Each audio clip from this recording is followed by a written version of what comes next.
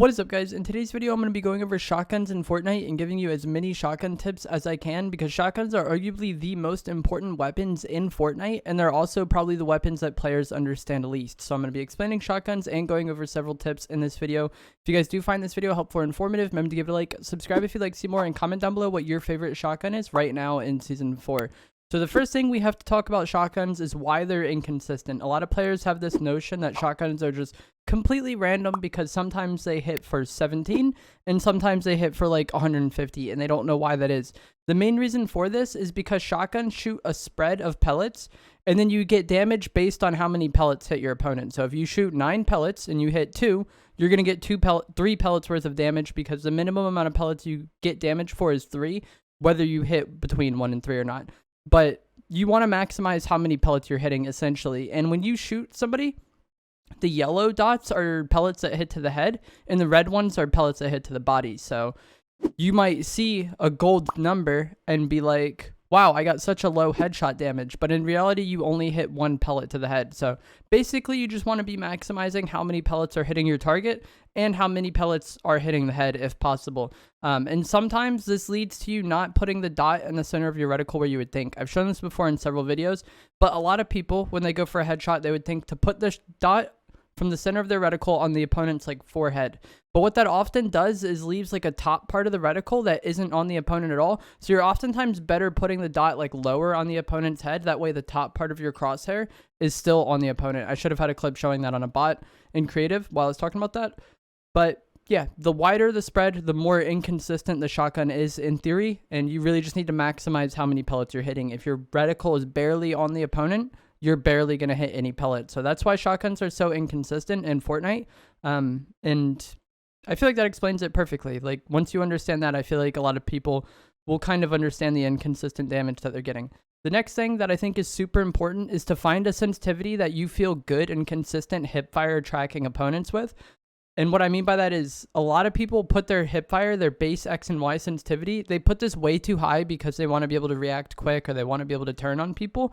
But what this does is it makes their hipfire aim not as consistent. And what that leads to is them having to ADS in a lot of shotgun fights. And there are times where aiming in would make sense because it does tighten your spread. But oftentimes, if you have to hard ADS to hit any shot at all, this is going to leave you very stiff and like easy to shoot, because you're basically standing still when you aim in. Even if you do strafe side to side a little bit while you're ADS'd, your movement is definitely impaired. And also your ability to react is really impaired as well. And that's really important in shotgun fights. You know, if you have to hard aim in every single time, you're not going to be able to adjust as easily if your opponent jumps, or if they crouch, or if they strafe a bunch. You're just less reactive and more stiff. So I would recommend not relying on ADS entirely. There's definitely times where it can be helpful. If you're holding an angle, it oftentimes works. If you're about to shoot somebody that doesn't know you're there for whatever reason, crouch peeking, at some edit shots. But if you're in just like an open fight where probably you should be jumping and swapping weapons, and you're having to take so much time to aim in and make sure you hit that one shot, you've probably lost that fight already. And then that kind of comes into our next point, is that sometimes you may want to like kind of tease the ADS button a little bit. Like you tap your ADS to get like a kind of slightly slower sensitivity before you hit the shot. People do this a lot on edit shots. But if you're having to like hard aim in and adjust from the ADS in every single shotgun fight, you might want to be like lowering your sensitivity a little bit. That way you can be more consistent with your hipfire tracking. More often than not, people are hipfiring in their shotgun fights, especially with shotguns like the Lever, the Prime, that don't really benefit that much from ADSing. The next thing you're going to want to do is, we kind of just talked about this before, but the previous point is you want to be mobile and hard for your target to hit. You know, a lot of people who are newer players or lesser experienced players, they just kind of stand still in the shotgun fight, probably hard aiming like we were just talking about, or they just walk in a straight line at their opponent. And unfortunately, with how OP some of these SMGs have been in Chapter 3, just walking straight at the opponent and barrel stuffing them with an SMG can work. But for the most part, those two types of movement patterns are not as good because they're really predictable. You want to be strafing side to side, jumping when you can, crouch spamming. There's so many different things you can do to make yourself a hard target to hit, and that's basically your goal as a Fortnite player. You know, winning a fight, a lot of people focus way too much on aim because that's kind of like one thing that you can just really notice. But also just having good movement and making yourself inconvenient for the opponent to fight will give you a huge advantage in fights. So strafe side to side, like I said, Crouch, there's certain peaks where like maybe you're holding a right shoulder peak and then you crouch peek with it. Jump shotting is really effective with shotguns because it gives you a good angle on the opponent's head.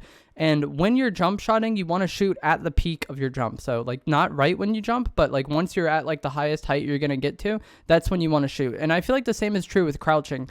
Either shoot once you're in the crouch position or once you're standing up again. And that in between with both crouching and jumping you're just moving so much that I feel like it can kind of throw your shots off. So you want to shoot at like the peak of your movement or your crouch or jump, whatever it's going to be.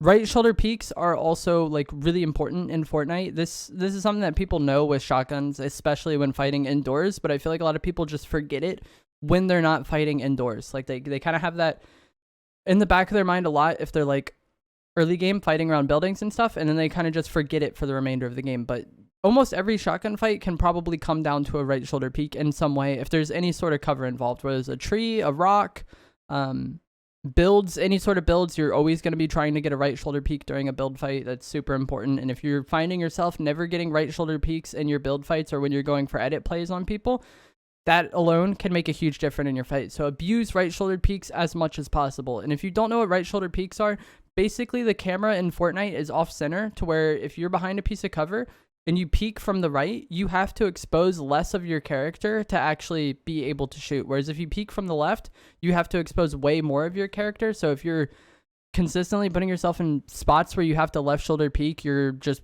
making it much harder for yourself. Not only are you exposing more of yourself to the enemy, but also it's going to take you longer to hit your shot. And like we talked about with movement, not only can movement make you a harder target to hit, but it can also help you hit shots. Like when you're strafing out from your right shoulder peak, you can kind of aim with your movement. And that is something that'll be really beneficial even when you're in those like awkward fights where there's not much cover. Just if you have to like move your crosshair a little bit, sometimes it's easier to move your character to compensate for that. And I feel like strafe aiming just leads to a lot more consistency with aiming for some people. Crosshair placement can also lead to a just huge increase in consistency, because a lot of newer players or lesser experienced players kind of put their crosshair at the ground for some reason when they're walking around. That's just a trend for a lot of newer players. But when you're just walking around, you want to kind of keep your crosshair at head level or like somewhere close to that. That way you have to adjust it as little as possible when it comes to a fight. That's essentially all crosshair placement is just putting your crosshair in the right spot so that when a fight does come, you have to adjust as little as possible. And this matters pretty much all the time, but it especially matters in like box fights where you're maybe going to take someone's wall and edit on them, or maybe you think they're going to edit on you. If you have your crosshair on them at all times while you're around their box, it's going to be much easier for you to react to them making an edit play. And this is something that you might have to focus on a lot early on, but once you kind of get this down, you'll kind of just subconsciously have good crosshair placement. I feel like this is also, like I said, really good for box fighting, but any sort of edit play you make, you want to make it in such a way that the last box you hit is closer to the opponent. So like if you were going for a corner edit on the bottom, you want to finish in the middle rather than finishing on the bottom. But this is something that, once again, you kind of focus on early on, and then you just, once you have that good habit, you kind of do it subconsciously. Weapon swapping is also super integral in shotgun fights, especially with the shotguns that we have right now. You're not just going to one pump somebody most of the time. None of the shotguns in the game hit for over 200 or 250 in zero build.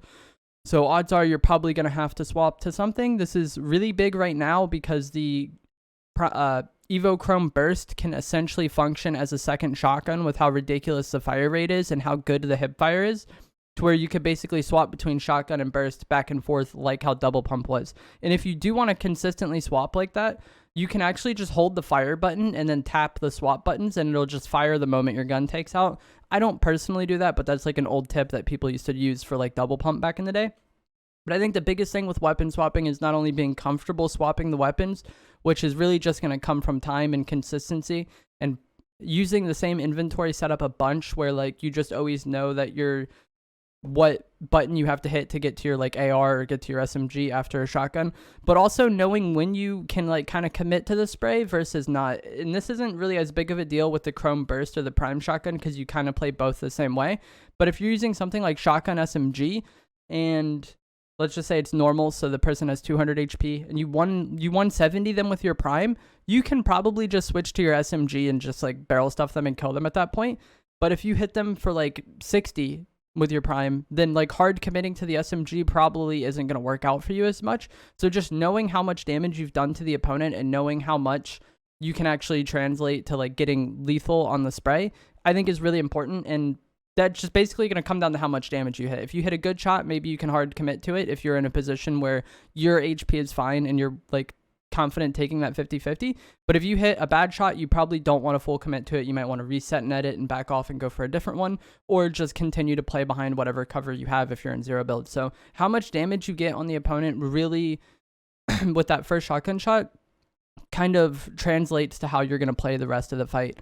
And that's just one thing I feel like that a lot of people struggle with, because any amount of damage they get on the opponent, they want to full commit to it, because a lot of people are kind of trying to rush things or go, like trying to do things too fast. And this kind of goes back to the point I was talking about with having a good hipfire sensitivity.